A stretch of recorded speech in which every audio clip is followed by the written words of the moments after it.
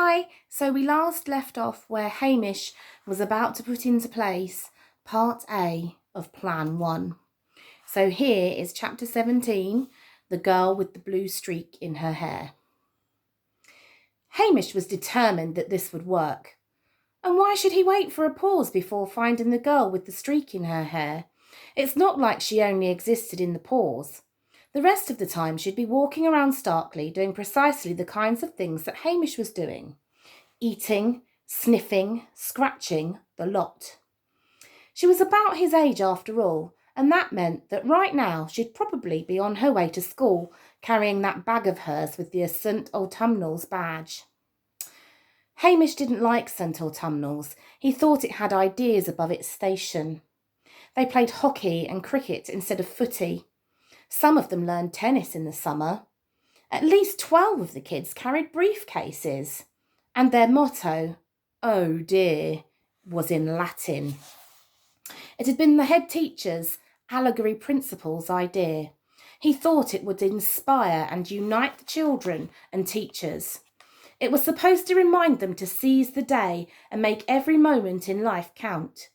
It was supposed to celebrate all the opportunities that life throws our way. It was memento mori, which means remember you will die. It has to be said there are more inspiring mottos. Hamish stood outside St. Autumnal's enormous black school gates, waiting to see if he could spot the girl. He felt very self-conscious in his slightly scruffy Winterbourne uniform, loitering by some bins. First, he saw Lurgy Ting lolloping into school, cowering from his father, who seemed rather upset about something. Then Roger Phlegm trundled by, wiping his nose and flicking the snot at a bench, the way Spider-Man shoots webs from his wrist. Then came tiny Ratchet Gob with his huge eyes and his little red lunchbox. That was weird. Felicity usually walked with him to school. But no sign of a girl with a blue streak in her hair. Hamish waited until the big gold bell at the top of the school began to ring. He started to feel uneasy. What if the things that got the girl? Did that mean he might be next? Hamish decided to run back to school.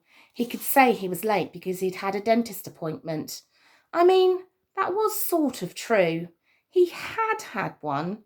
It just that it was ages ago, and if they asked him to provide them with a note, he could just sing them a musical note and hope that that was charming and funny enough to let him get away with it. But no. Think of the trouble he'd get into, the way teachers had been acting lately. Instead, he resigned himself to having to spend the day hiding in the park. As he turned the corner towards it, he spotted something a little unusual some way up the street. Someone was in a rubbish skip. They were flinging old bits of wood and plastic over their shoulder. They had a school tie around their head and their sleeves rolled up. And even at this distance, Hamish could make out a streak of blue. When she heard someone approaching, the girl stood to attention like a meerkat in the Kalahari Desert. "Oh, you again," she said, as if everything was perfectly normal and the last time the two of them had met hadn't been when they were surrounded by those dreadful things. "What are you doing in a skip?" asked Hamish, because it seemed like that was a good question to start with. "Scavenging," she replied, without looking at him. "I suggest you do the same. We have to use all the time we have, seeing as the pauses are getting longer." There she is in the skip. So he was right. She hadn't been frozen like everyone else. You call them pauses as well?" he said quietly, in case anyone overheard and thought they were mad. "Well, what else would you call a pause?" she said simply. "Pauses seem to be the best word to describe a pause, and anyway, I'm just getting what I need." She picked up a large camping backpack and swung it onto her back. It was almost 3 times the size of her. "What's in there?" asked Hamish. "Supplies." "I've got supplies too," he said, remembering his PSK. "What's in yours?" "Batteries, kitchen roll, toothpaste, first aid kit. Oh, thought Hamish, that's a bit better than a couple of chomps and a whistle. Spare batteries, spare kitchen roll, spare toothpaste, spare first aid kit, she continued. Right, I see. And freezable food, non-freezable food, water, powdered water. Powdered water? Yes, you just add water to the powder and it turns into water. And apart from all that, I've got everything you need to survive life during the pause. Scissors, magnifying glass, fake moustache, the lot. What's your name? Asked Hamish. The girl looked dubious. Why do you want to know? She said, casting her eyes around suspiciously. What if you're one of them? One of who? You know very well who, she said before adding quite dramatically. One of the Terribles. Terribles? Is that what the things Hamish had been seeing were called? And how could she think he was one of them? They were horrible with tusks and slime and stink. Hamish looked nothing like one of them, not even when he really needed a bath. Do you mean? I mean the Terribles, said the girl. You saw them, I know you did. Those ginormous awfuls, those monstrous ghastlies. You better make sure they don't know you're a pause walker. A pause walker, thought Hamish. I'm a pause walker. The last thing the Terribles need to know is that there are pause walkers in Starkley. Do you have any idea what they'd do to you if they knew you were just pretending to be paused? Hamish thought about the night before and shivered. Had the creature at his window worked it out? He decided not to tell the girl. I'm Hamish, she said. Hamish Ellaby. I go to Winterbourne. He held out his hand for her to shake, but she just looked at it and shook her head. I know you do. Hamish was amazed. How? He asked. Well, you're wearing a Winterbourne uniform for a start, she said. Oh, right. Hamish lowered his head.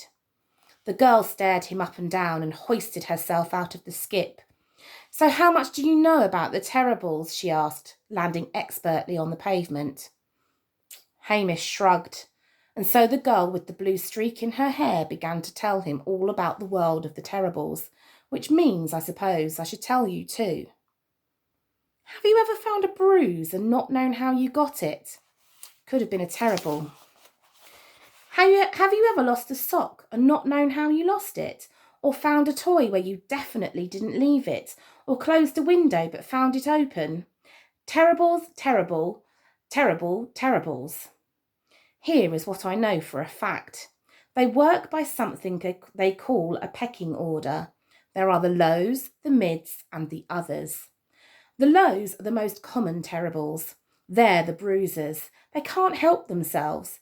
They might stumble or slurch past you while you're stuck still in the pause, clickety-clacketing their nails on the floor as they do so, and then for no reason whatsoever, thwack, they'll deal you a punch or a flick or a pinch. The really nasty ones will scratch. No one likes those ones. Oh, and they stink. Have you ever smelled a really horrible smell and everyone blamed you for it? Well, that was probably them. Unless it really was you, of course. That's what a low terrible looks like. Then, higher up in the pecking order are the mids. These ones are all bug eyes and pincers and horribly slickety wet to the touch. Ugh. They're more interested in money than anything else. The mids steal, pilfer, nab and nick. Can't find your wallet? Guess who? Money box mysteriously a little lighter this morning. I wonder why. Hole in your trouser pocket where you put that £2 coin your Uncle Xavier gave you. Well, they probably burnt a hole in your pocket, didn't they? And that's a mid terrible.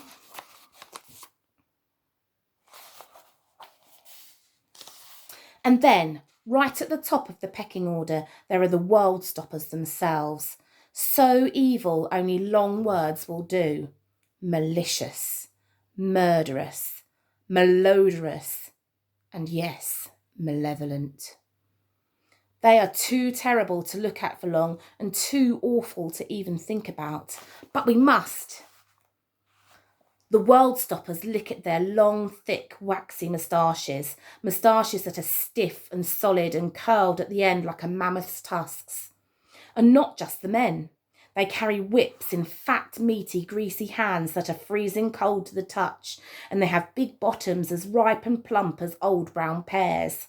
Thwackash goes the sound of the whip. The Worldstoppers badger and bully and belittle the Terribles. They try and dress them like little humans. Goodness only knows why, because they wouldn't fool a chipmunk. They're huge and loud and awful and smart, and they won't leave Starkley alone. Not ever. Oh, and of course they hate children, especially ones like you. But so far, they've left the kids alone. Adults are much easier pickings. Unless, of course, they think you are a child who knows about them, because they have to keep their secret. Hang on, you know about them now, don't you? Oh dear. Hamish and the girl stood and stared at each other. They were nearly at the corner of the road now. The girl adjusted her huge backpack as she decided which way to walk. I'll give you a tip, Hamish, she said. The clock on the town hall is the only one in Starkley that tells the real time. People think it runs fast, but that's only because it keeps going even during the pause. So, when the pause is over, everyone thinks it's wrong, but it's the only one that's right. My mum would be delighted if she knew that. Why? She works in the complaints office, said Hamish. Everyone's always complaining about the clock. She's got this graph she's obsessed with that shows all the angry letters and phone calls she gets. The girl crossed her arms. Well, it's actually the only clock that works. Hamish half smiled. He said. Not the only one. She wrinkled up her nose. What do you mean? My dad's watch, he explained. It's called the Explorer, and it's not stopped in any of the pauses. What? Said the girl. Are you serious? Where is it? We need that. She smiled for the first time Hamish had seen. And then she stopped smiling as she realised something.